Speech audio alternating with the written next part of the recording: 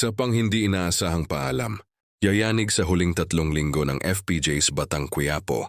Habang papalapit ang ingranding pagtatapos ng FPJ's Batang Quiapo, mas lalong umiinit ang mga eksena sa huling 3 linggo ng serye.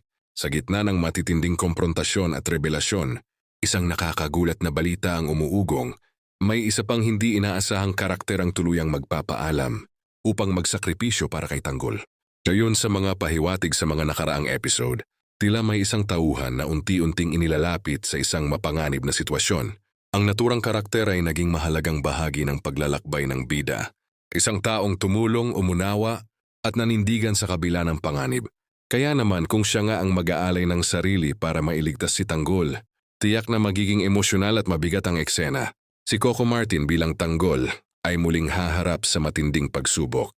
Sa bawat tagumpay niya laban sa mga kalaban, may kaakibat na kapalit.